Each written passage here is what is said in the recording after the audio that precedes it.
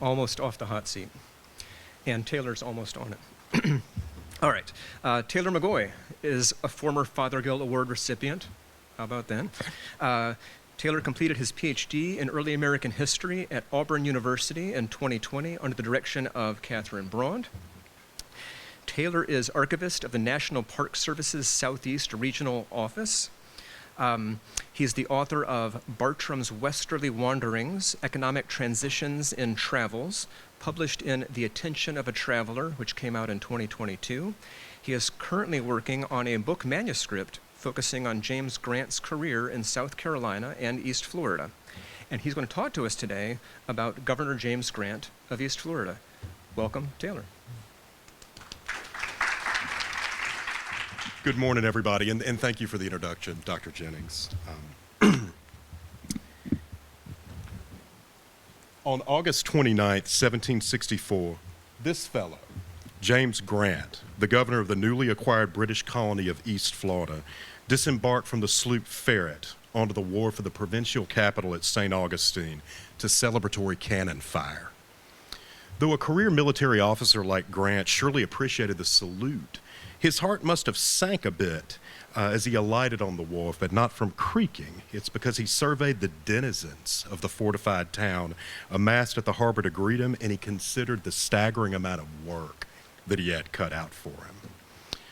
100 or so soldiers of the 9th Regiment, which had been deployed to take possession of St. Augustine from the outgoing Spanish regime the previous year, a few British gentlemen who were eager to assess the potential of tracts and their prospects for agricultural development in the nascent colony, a few hardscrabble cattle drovers, and a half dozen Spaniards who were aiming to tie up their affairs before vacating the premises were the extent of his colony's population, a figure that would shrink before it grew. Grant knew that peopling this sandy, swampy territory presented a very daunting challenge, and he would spend the following 7 years utilizing his considerable powers of persuasion and relationships to a network of merchants, planners, and investors throughout the British Empire to promote East Florida's population growth, development, and its profitability. For decades, historians have quarreled over whether Britain succeeded or failed to establish a viable colony in East Florida. Bernard Bailyn famously labeled the colony a failure in Xanadu back in the 1980s, and he presented the eccentric Dennis Rolls, floundering settlement of London paupers, the prevalence of labor unrest and inhumane brutality on Dr. Andrew Turnbull's New Smyrna community, and also the general naturalist William Bartram's inability to clear land in a bog to found a rice plantation as proof of his assertions. More recently, Daniel Schaefer has stressed how long-term sustained investment in indigo plantations did not result in immediate profits, but that they eventually yielded handsome returns, which would have grown exponentially but for the operational disruptions that were wrought by the violence of the American Revolution and the colony's return to Spain at the culmination of that conflict. Schaefer also convincingly asserted that the proliferation of plantations on the banks of the St. Johns River and elsewhere in the colony was obscured by the best-known primary source document that describes British East Florida, Bartram's Travels. Schaefer claimed that Bartram presented an idealized version of pristine nature along the St. Johns in 1774 based on the undeveloped state of the river valley during his first trip to the colony, which Dr. Jennings just talked about in the 1760s. So students of East Florida have, over time, presented unimpeachable evidence of sustained plantation enterprise there, and thus have come to view Grant's endeavors in the colony as more successful than previous scholars did. Success or failure aside, Grant's undertakings to promote settlement involved a delicate balance of managing several interrelated responsibilities, considerable risk, and near constant effort. But who exactly was James Grant? And what, pray tell, what was East Florida? Where was it? Come to be a British colony? James Grant was born on an undetermined date in late 1720, either in October or November. He was the grandson of the Highland chieftain of Clan Grant on his mother Anne's side. He grew up in Ballincollig Castle, which is depicted on the slide to the left there, which is in modern-day Banffshire, and it's southeast of Inverness. His father, William, was a colonel in the infamous Black Watch, the 42nd Infantry Regiment of the British Army, which was founded in the aftermath of the 1715 Jacobite Rebellion and consisted entirely of Highland soldiers who were loyal to the Hanoverian regime. James adopted both the martial values and the political affiliations of his father, William. He fully embraced Scotland's assimilation into the greater British polity and all of the opportunities and political plums that came with it. After a brief flirtation with a legal career, he enlisted in the British Army and served on the continent during the War of the Austrian Succession. Grant then purchased a commission as a major in the newly formed 1st Highland Regiment, or eventually the 77th Regiment of the British Army, in the early phases of the 7 Years' War, and he was deployed to America. There he conducted an unsuccessful recruitment drive aimed at enlisting South Carolina provincials in Charleston. He was captured by the French after independently leading a battalion too close to Fort Duquesne and lingering in the vicinity of a superior foe for too long. He spent over a year in captivity among the French in Montreal before he was recovered in a prisoner exchange. And then he subsequently served in 2 campaigns during the Cherokee War in 1760 and 1761, commanding the latter campaign. Grant's experiences in South Carolina during both the initial recruiting mission and the 2 Cherokee War campaigns introduced him both to a consumer culture and an economic system which directly aligned with his most deeply held values and desires. Many contemporaries who commented on Grant's character and behavior characterized him as a gourmand and a dandy. He regularly spent exorbitant sums of money on the finest cloth. He prioritized a well-stocked wine cellar and larder, and he eventually purchased skilled enslaved Africans who specialized in French cuisine and baking techniques for the purpose of entertaining house guests and influencing his social peers. Grant grew so corpulent and gouty from the high living that his weight became an easy target for his political adversaries, as the caricature here to the right indicates. This is Grant later in life, in the 1790s. In Charlestown, Grant encountered a very highly developed luxury economy full of planters living on par with the English squirearchy, hosting balls, dinners, sipping claret and Madeira wine, and furnishing their homes with the most opulent accoutrement. In short, he encountered a public life characterized by brazen, conspicuous consumption, where cultural and political power were projected outward via fashion, cuisine, and sociability that were only available to a select few.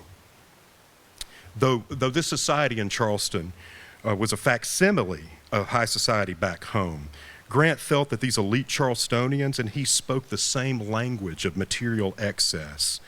And in the foul means from whence they derived their abundance, he saw a mechanism to achieve his deepest held aspirations. Grant regularly told extended family and friends that his sole purpose in life, his raison d'etre, despite being the second son of a gentry household who had very, very little prospect of attaining it, was to own a fine townhouse in London and entertain his associates with the choicest wines and the most opulent spreads. In Charlestown, Grant encountered tangible proof that massive profits and the lifestyle that they enabled flowed directly from substantial investment in large-scale plantation enterprise, and that the acquisition of vast tracts of land and their clearance, improvement, and cultivations by scores of chattel bondspeople could result in the accumulation of staggering sums. When Grant secured a position as a colonial executive, his preliminary experiences with Charlestown's elite and their lifestyles enabled by harnessing coerced labor had a direct bearing on his plans for developing East Florida. But what was East Florida, and how did Britain attain it? In August 1761, the psychological pressure associated with watching Britain conquer French colony after French colony in the Americas, and the belief that the formidable Royal Navy would soon be directed at their empire, prompted King Charles III of Spain and his ministers to make a fateful, ill-conceived decision that ultimately resulted in the realization of their darkest fears. While Britain was attempting to dictate harsh terms to the French in exchange for an end to the conflict, Spain abandoned a policy of neutrality which it had clung to throughout the entire 7 Years' War, and they entered into the family compact with France. By January 1762, Spain had entered the war against Britain in a futile attempt to prevent total British victory in the Caribbean. This decision proved disastrous, as that summer, after a protracted siege, British forces raised the Union Jack over Havana, the Queen of the Indies, and for centuries the linchpin of Spain's New World Empire. In the negotiations which brought the conflict to a close, Britain prioritized neutralizing problematic North American borderlands held by its European rivals to retaining lucrative Caribbean sugar islands.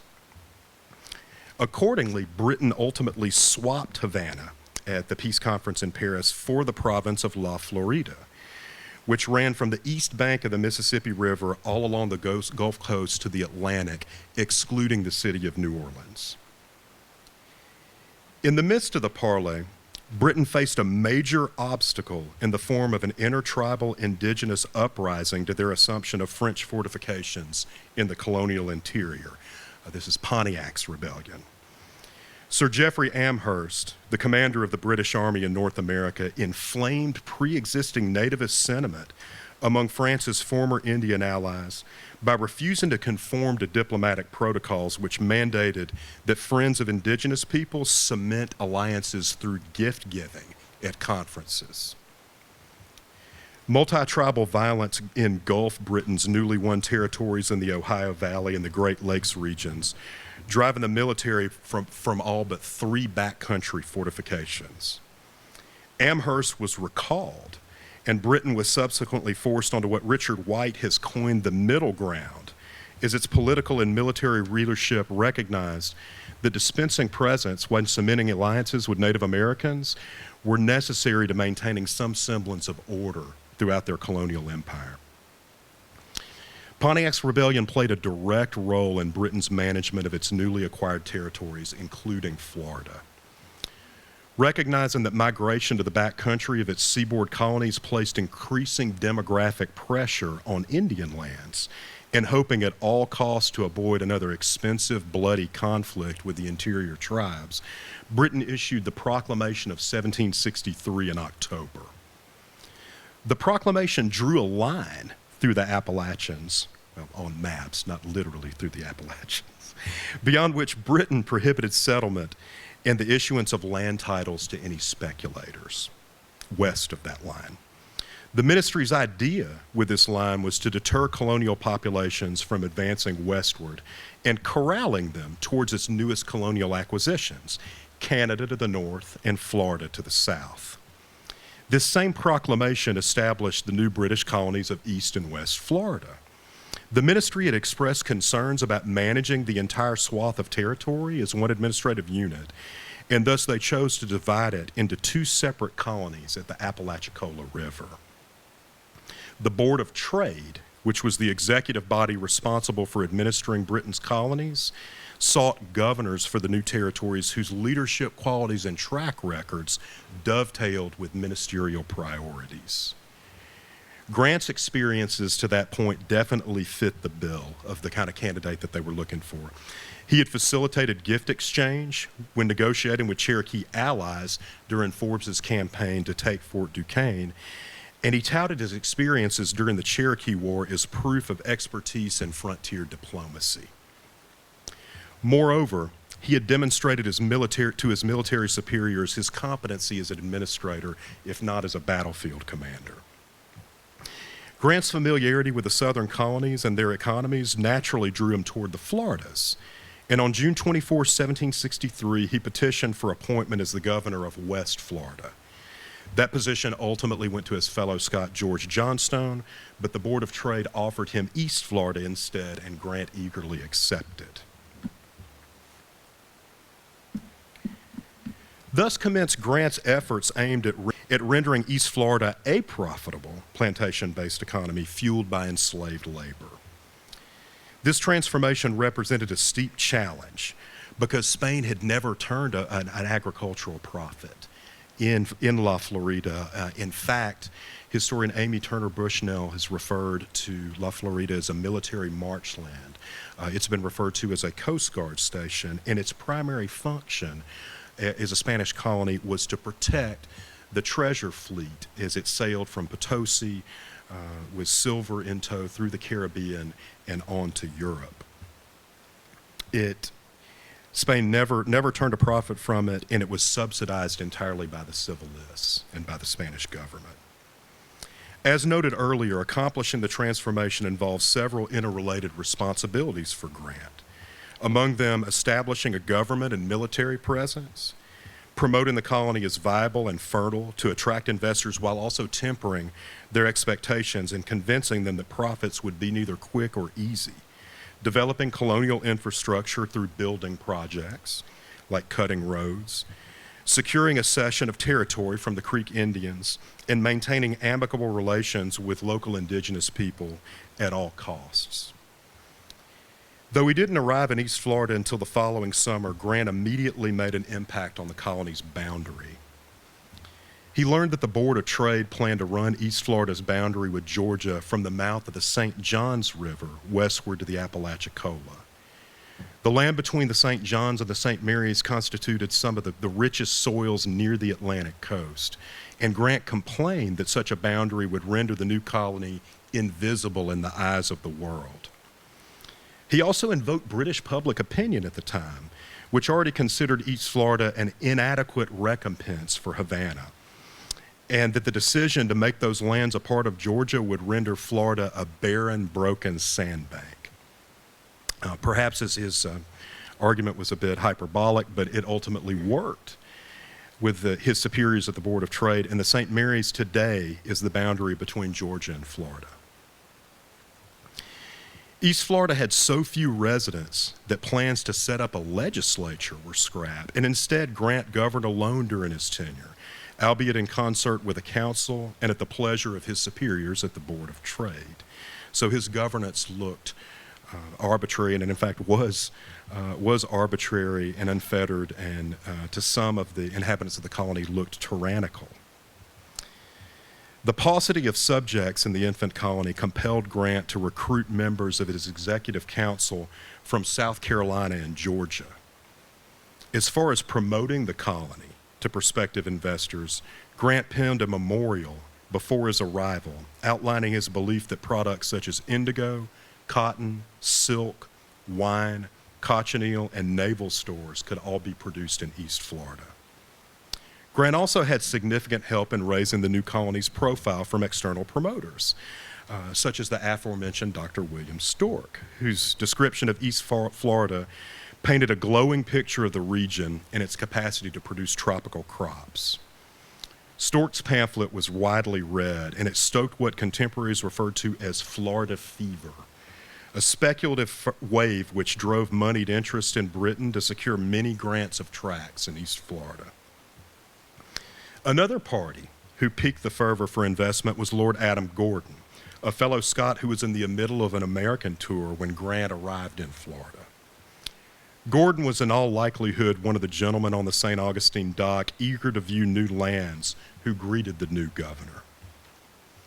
Upon returning to Britain, Gordon established the Society of East Florida, a group of aspiring grandees who convened monthly at a tavern, the Shakespeare Head Tavern, in London's fashionable Covent Garden district, to discuss prospective settlements and drink toasts to Grant's health and success as governor. These efforts to promote East Florida led to some of the most prominent Britons of the day to petition the government for property there. Between 1764 and 1770, the Privy Council issued 227 land grants in East Florida, totaling a near whopping 3 million acres, more than grants applied for in all of the new colonies that Britain had acquired in the aftermath of the 7 Years' War combined.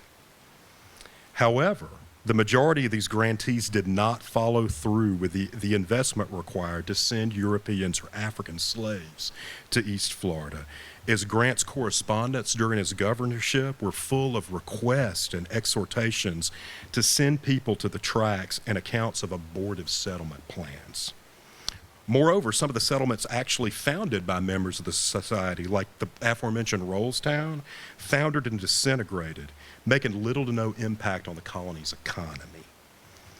Grant was determined to develop the economy in a manner that he considered conducive to long-term growth and profitability, and he despaired of all this absentee speculation.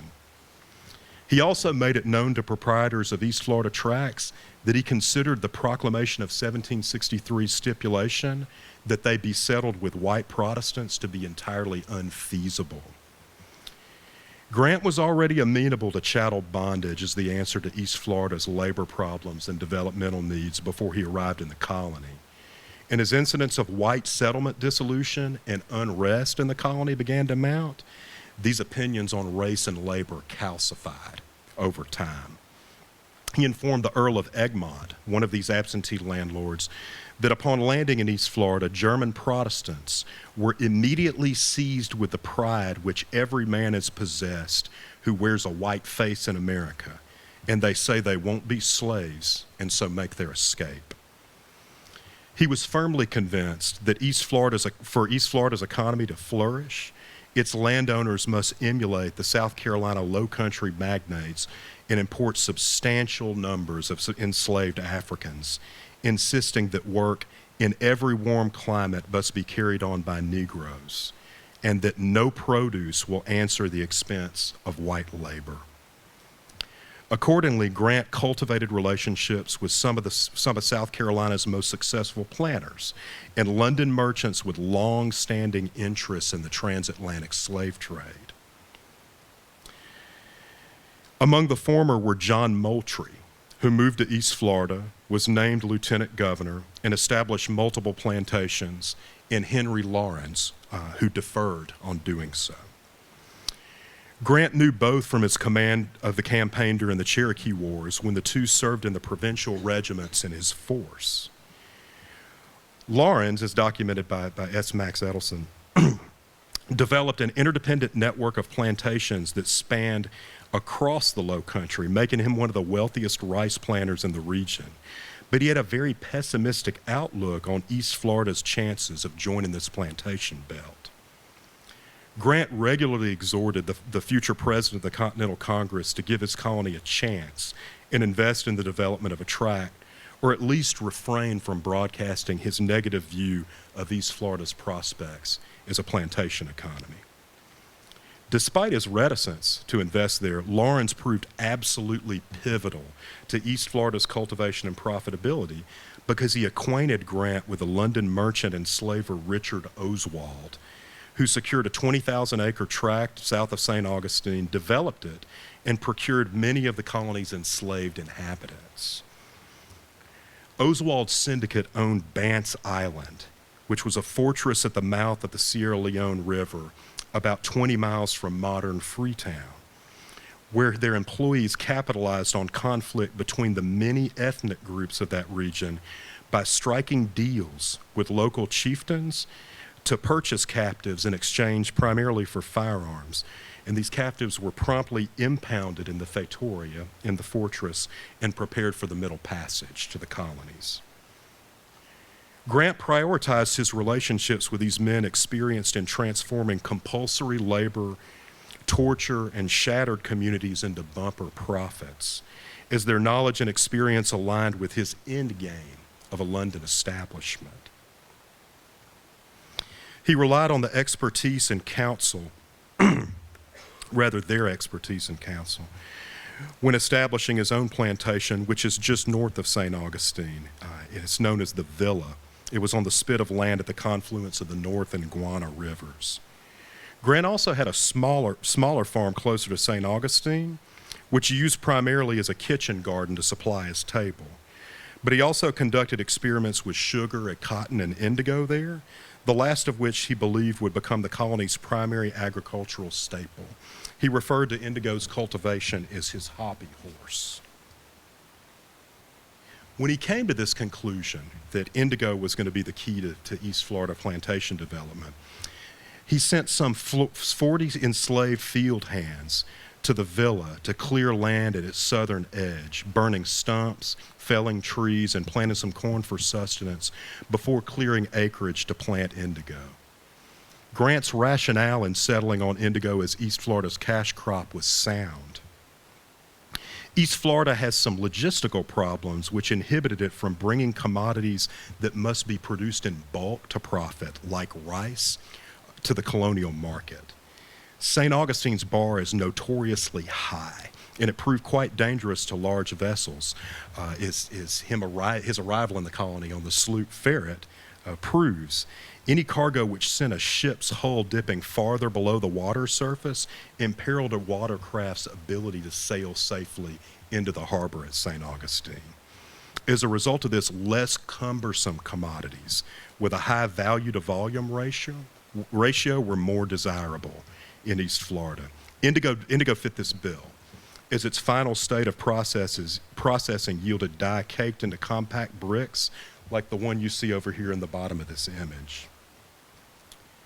Moreover, indigo fares better in hotter climates than in more temperate zones, and the deep azure pigment of East Florida's indigo came to demand 3 times the price of South Carolina's on the British market. Indigo proved extremely lucrative for both Grant and other East Florida investors who used capital to purchase at least 30 slaves to clear acreage, dig the required canals, and set up and operate the cisterns and vats required to process the dye. Though some historians have scoffed at the demographic figures for the province upon Grant's 1771 departure as proof of his failure to promote colonization, the racial division is indicative that the colony was developing along the lines he envisioned, as a black majority plantation order in the likeness of South Carolina, albeit on a much, much smaller scale. In 1771, East Florida had 288 white inhabitants and 900 enslaved African inhabitants. In July 1770, James Grant experienced a life-altering event when his wastrel nephew William, the current laird of Ballindock, succumbed to venereal disease and he inherited the estate. He requested a leave of absence and he departed from East Florida the following year, and he officially resigned the governorship in 1773. Though Grant would never return to East Florida, he retained his lands as an absentee planter. In 1771, 4 years after his initial capital outlay of 3,000 pounds, the investment had paid for itself and would go on to generate thousands of pounds of liquid profit annually until the colony was ceded back to Spain after the American Revolution. Though inheriting a Scottish estate certainly didn't hurt, Grant's villa ultimately proved the engine which powered the realization of his fantasies, as he had reinvested thousands into doubling the size of Ballindock, agriculture improvements on that estate, which ultimately rendered more cash, and also acquiring a townhouse in London. There are many other avenues of inquiry regarding James Grant's time in East Florida, some of which will be addressed in a later session, chief among them pushing for increased troop presence and attempting to secure personal command of them to create a veneer of a safe neighborhood in the colony to reassure investors. The process of settling the cession at Piccolata with the Creek Indians. Using enslaved labor to develop infrastructure like the King's Road.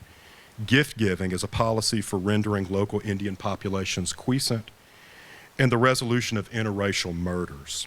But time constraints kept me focused on plantation development today. In summation, Grant utilized his governorship and the institution of chattel slavery as a springboard to achieve his material aspirations in life. And the lucrative indigo plantations that he and his coterie developed were also the most tangible accomplishments of his tenure. I would like to open the floor for questions for either Dr. Jennings or I.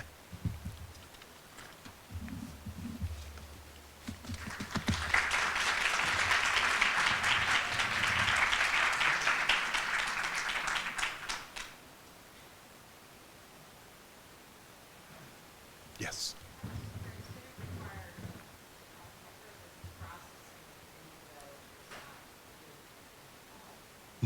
No, it wasn't.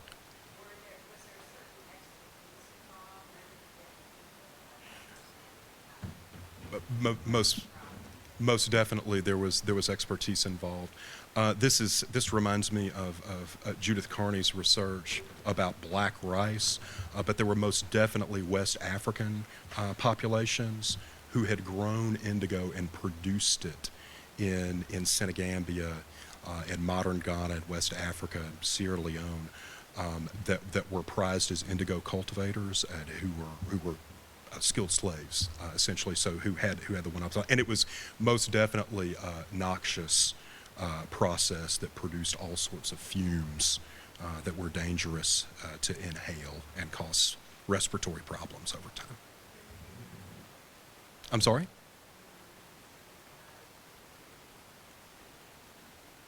I don't think so. I don't think so. I've read accounts of how putrid indigo vats have become over time. Lime is a key chemical component of its processing, and just basically hovering over the vat and stirring it, beating those indigo plants, in addition to the extreme heat already in this environment, was detrimental to the health and constitutions of the individuals who processed it. But it was noxious and fetid, the remains of the plants as they boiled in the soup to render the dye. Yes, Linda.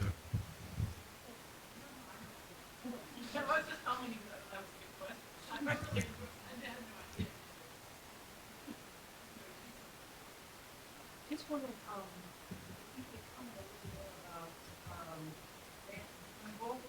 David Turnbull, I believe, they were buddies. They were. Yeah, and then, if I heard you correctly, Grant called, practices inhumane. No, I called them inhumane. That was me. That was me. His labor. Grant helped. He deployed the 9th Regiment from Castillo San Marcos to go down and quell the labor unrest and try the leaders of the rebellion in New Smyrna. So no, I don't think that Grant considered, or I've never seen evidence that he explicitly referred to Turnbull's labor practices as humane, or inhumane rather. No, not to my knowledge.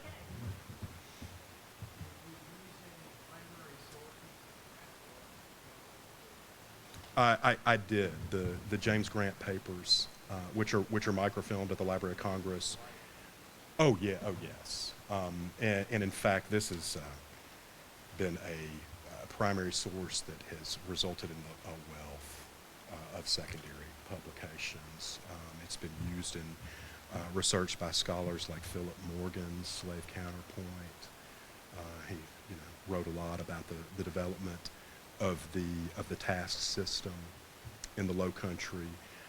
There are scholars here who have used James Grant's papers in their research. There's 65 microfilm reels of it up at the Library of Congress. They were filmed initially, I want to say at the Royal Archives in Kew in Surrey, and were part of the Ballandolic monuments that James Grant's descendants maintained at the castle until I think the late 70s, early 80s. Sounds about right on their microfilming. But they've been used by many historians to illuminate all manner of topics about the colonial South. Linda. How is it packaged? Well, it has to. There's a sludge that's created by the beating process and mixing lime progressively into the boiling vat, and then the vat is drained, and then they're left in molds to cure ultimately and create the more powdery brick. That's correct. That's right. That's right. Shelf stone. Yes. Dr. Jennings, can you comment on the Bartrams and their artistic abilities, one versus the other, and what current botanists and so forth think of their artistic capabilities? If I did, it would not be accurate. There are people in this room who know this 1,000 times better than me.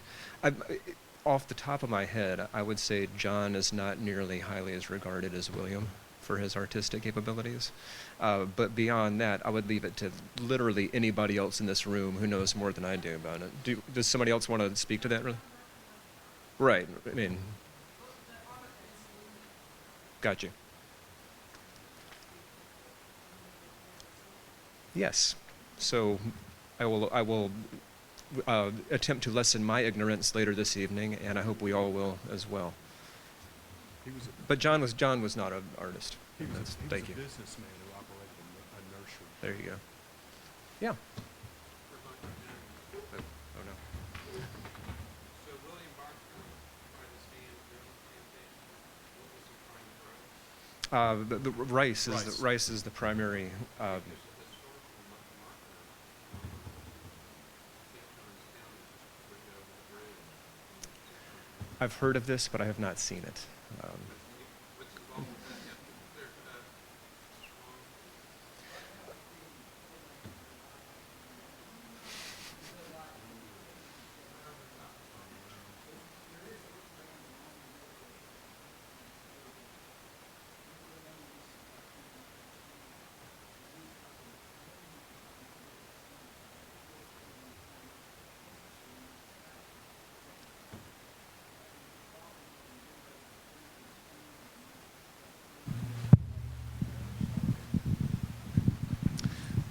There you go.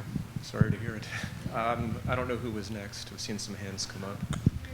Didn't they grow indigo there as well? I think that was part of the thing. I think rice is the main driver, but it seems like they're casting about on almost anything that can turn a profit from land at that point. It was only 6 months, and Yeah, and He didn't get the land cleared. no, He didn't get the No. land cleared. He didn't. There was no agricultural yield of his plantation. It's just a site. a ghost plantation. Struggled It was up on the last slide. We can make it go back. Yeah. We've You had a question? Every time I move, something makes a noise. Yeah. I preempted Taylor with my thank you slide, which I forgot, but these are my thank yous. If we could get his previous slide back up, indigo brick is literally a brick, like a cake of indigo, then it crumbles off and to be used for various dyeing purposes.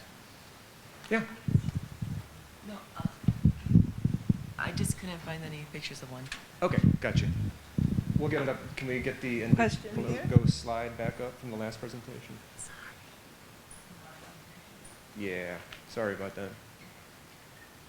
I was trying to direct my sources and I botched the whole thing. We have new questions from somewhere. Here and then there. Gotcha. Sorry, just wanted to ask, in terms of William's plantation, do we know what happened to the enslaved labor after he returned to Philadelphia? We don't.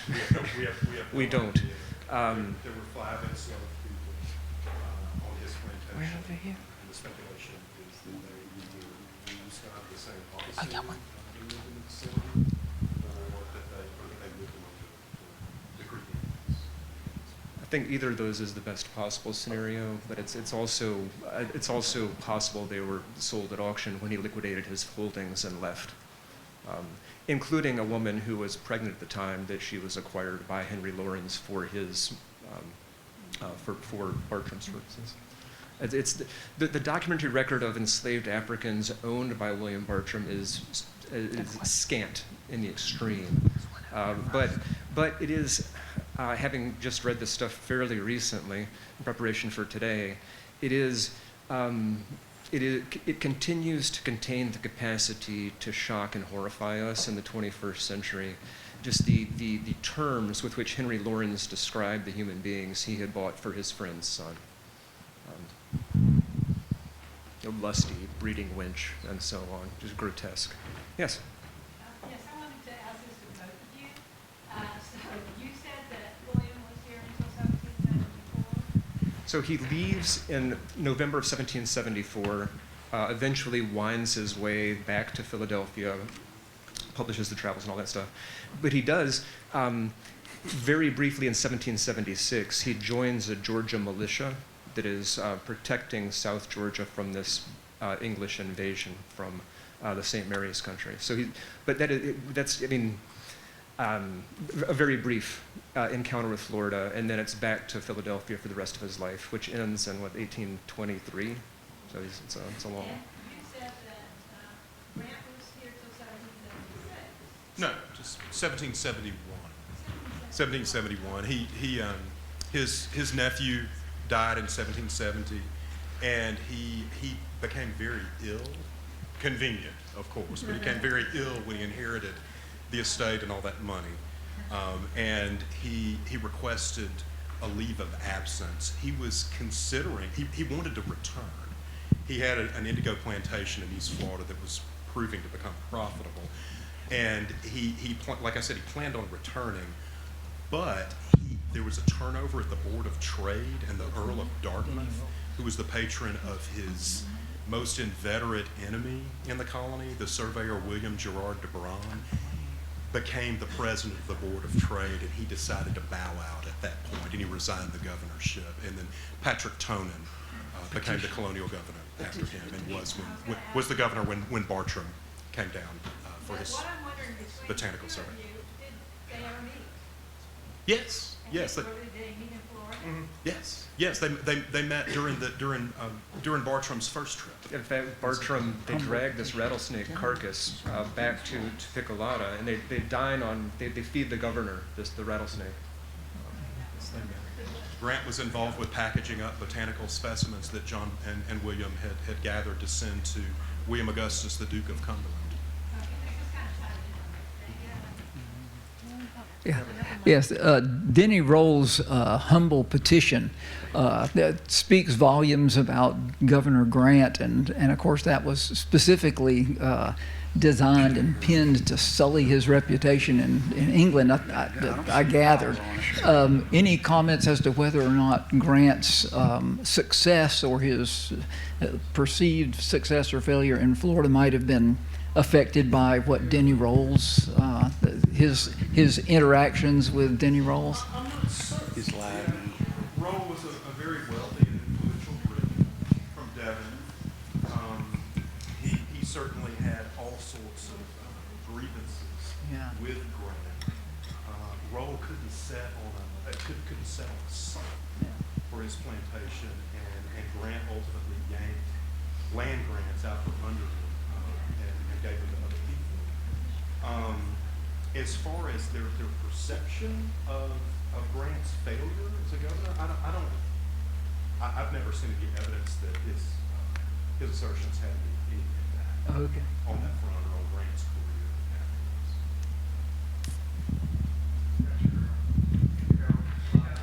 There you go. Green shirt. Does anybody produce indigo today, or is there a commercial market for it? I reckon so. I don't know. I would imagine. It's a dot. What about blue jeans, all of your denim?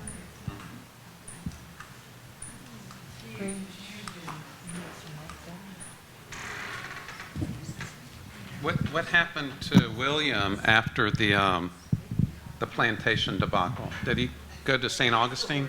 Yeah, he goes down. He actually signs on with one of William de Brom's surveying expeditions, which is the cause of the shipwreck. At that point, he begins to drift slowly back up to Philadelphia. He runs into financial difficulty. He flees to North Carolina, runs into financial difficulty, and then he comes back for the 1770s travels. A running theme in his life. I have a question. Was James Grant involved in the purchases of Spanish property during the transfer?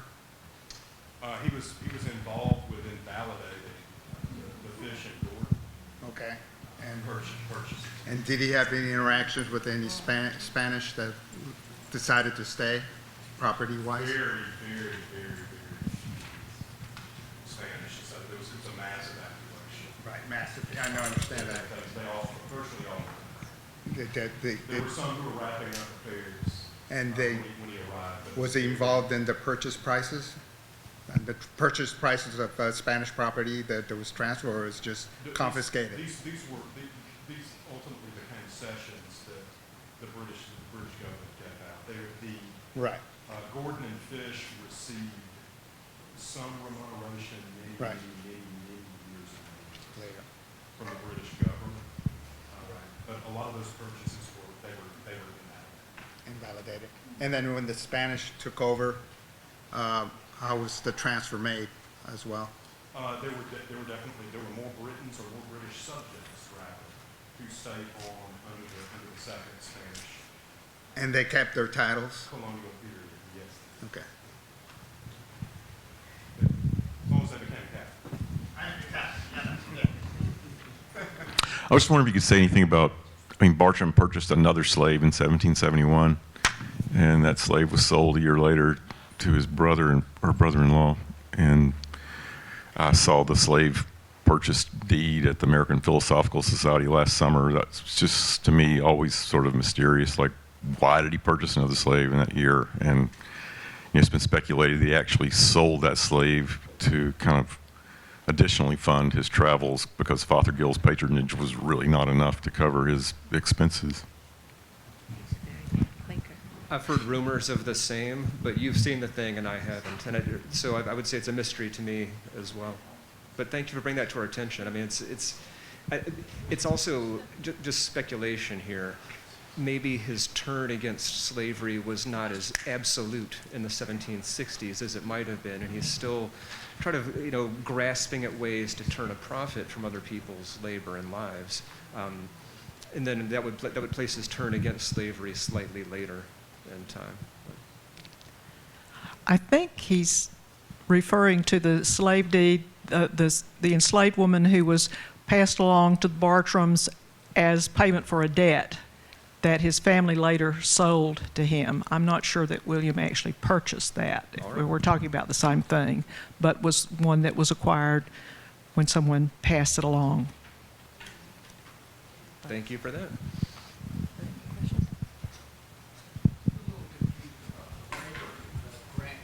Was it Menorcans, Protestants, or blacks, or all three? Grant. Yeah, Grant, Governor Grant. On his plantation. Right. Sorry. Grant, on his plantation, used overwhelmingly primarily enslaved Africans. There were other settlements in the colony which were founded by different people. Denny Roll, as we mentioned, there was an abortive one of Bermudians that John Savage tried to found. There's Dr. Andrew Turnbull's settlement of New Smyrna, and these were populated by Europeans. Now, Grant had employees who were Europeans too. Plantation manager, overseer Alexander Skinner, but the workforce on his plantation was enslaved.